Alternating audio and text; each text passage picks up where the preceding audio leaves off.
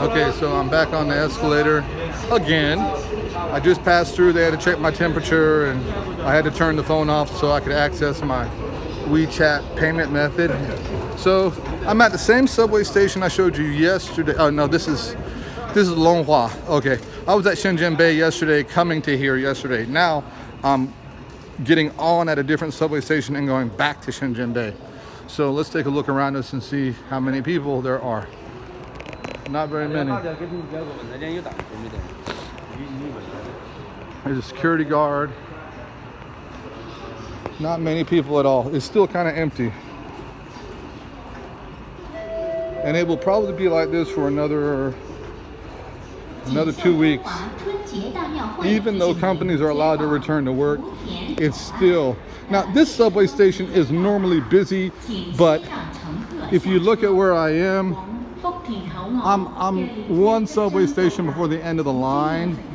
That's Qinghu. That's the last stop. So actually, this is a good area because every time I get on here, I can get a seat.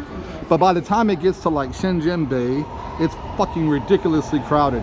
So, and luckily, now I'm working from home, so I don't need to get on the subway anyway, even after the holiday's over. But if I do, it's nice to be able to get on and get a seat. So let's see what it looks like. All right. Oh, not very many people. Okay, still not very many people. Still kind of empty. And so that's that, and it's it. And just give you another idea of what it's like here. Everything smells like dirty water or dirty bleach, especially the buses and the subway. Fucking, you know the smell of dirty bleach? It's like it wants to be clean, but it just can't get there kind of smell. It's like, whoa, what's that dirty clean shit? I don't know.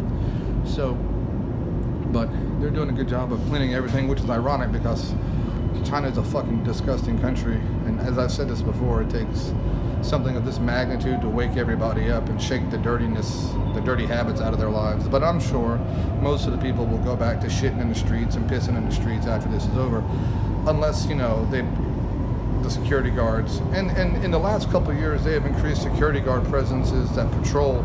They're not police, they're just like neighborhood security patrols. Now,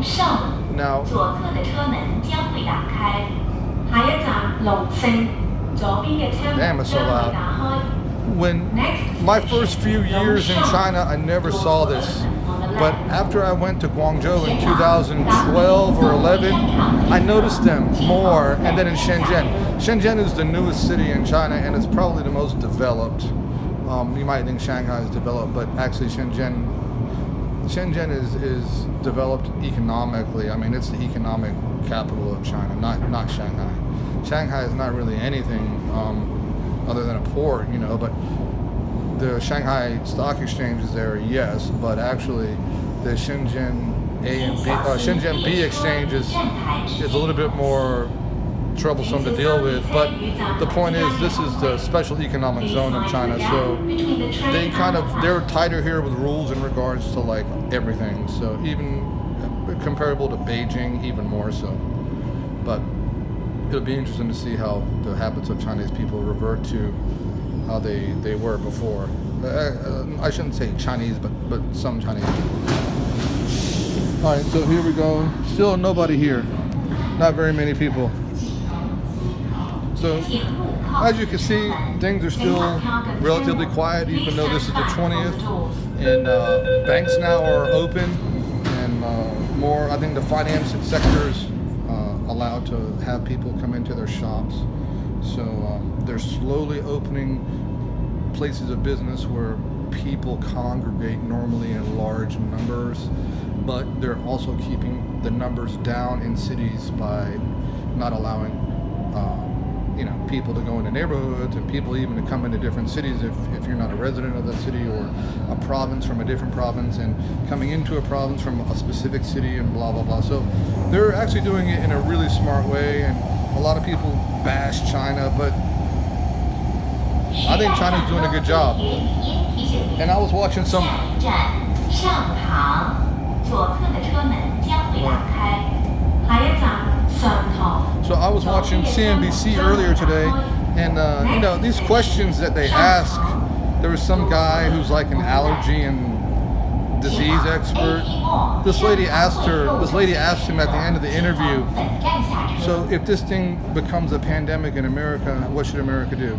And he was like, well, creating personal distance, cutting off communication and large gatherings, basically everything that China is doing now. And I don't know, he should have just said, well, we should do what China's doing. And that, you know, that would have given shown a lot of respect for China. But instead he said all the things basically that China is doing, but he didn't make any reference to China. So I think this news is really stupid sometimes, and China's not getting the credit it deserves for handling this. They're doing a good job.